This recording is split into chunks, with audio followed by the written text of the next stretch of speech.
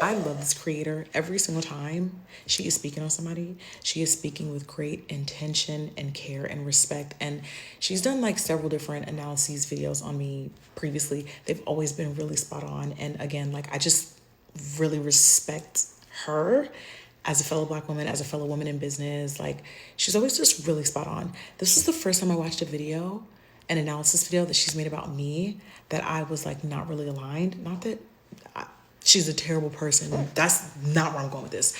But this was when I was like, nah, sister, this is where I'm gonna have to stop you. This is where I'm gonna have to like actually no, sister. So basically her advice to me is like as I transition through the next phase of my life, which I think is obvious, like nobody stays the same forever. And yeah, my lifestyle is drastically different now than it was when I first started as a social media content creator. And there's always going to be phases of you like making room for what's new, restructuring. Like I feel like the word that I'm surrounded by the past like 4 years has been like a restructuring of what my content looks like, what my personal journey looks like, what my audience looks like. And those aren't necessarily bad things, but like her advice was more like vulnerability and transparency. And just as someone who's experienced being vulnerable on the internet, I do have to say, and not to get vulnerable, but ultimately that's exactly what this post is going to do. I just have to be honest and say, after this week, I will never look at the internet the same ever again. I will never look at social media the same ever again. That feels like a big exhale saying that out loud, but it's just the truth. And this experience is not the first time I've experienced something like this, but I think it was more alarming than normal. And the reason why I wanted to respond to her video is that she was actually sharing the advice of how vulnerability and transparency would allow people to transition into my next transition with me. And actually, what I'm experiencing a lot of is the opposite. Perfect example is the auntie discourse that for some reason, I'm not really sure why that's consistently being brought up in these viral moments.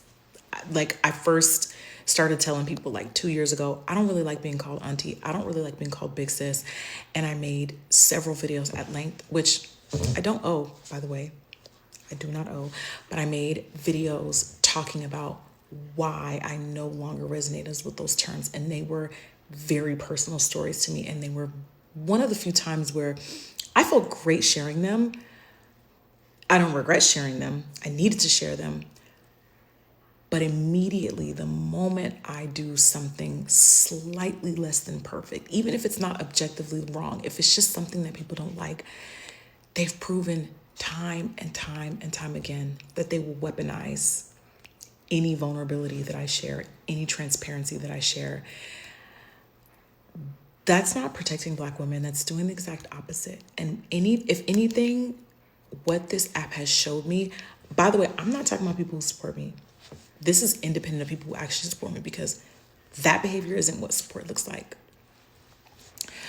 But this app has continuously showed me that I'm only valuable for labor.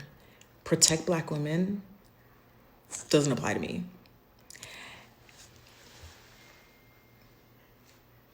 You won't have to worry about me. Don't worry. You won't have to worry about me. But I do think that in the interest of taking her advice, this is me being vulnerable. I don't have the privilege of being able to experience things in real time without being harshly judged or criticized. And also, I'm going to be honest with you, I don't want to bring the internet with me in real time when I'm experiencing transitions and when I'm experiencing what I see as growth. Because it is growth. And the people that have supported me for the past couple years, and even more so recently, have showed me that I am growing. I'm just growing in a way that makes people uncomfortable, and I'm growing in a way that I cannot. And like I'm not even saying this to be dramatic. I physically cannot go back to what was required of me 2014, 2016. Like it's not. I don't have it in me. I don't. And also, I think sometimes what people don't realize and what she's even suggesting requires hand holding and like teaching on my part that I don't have the capacity for all the time in every context. So, good solid advice, like such a thoughtful, very like great post, really, really great post. But I love talking to the girls, especially the girls that are like speaking to me, not speaking around me, but like speaking to me and who actually support me. And I just have to say that like every day we stray further from God's light. And I do have thoughts on what restructuring is going to look like for me. But what I will say is that if you've ever seen me do or say something that disappointed you, I'm going to say get used to it because people do that to me every day.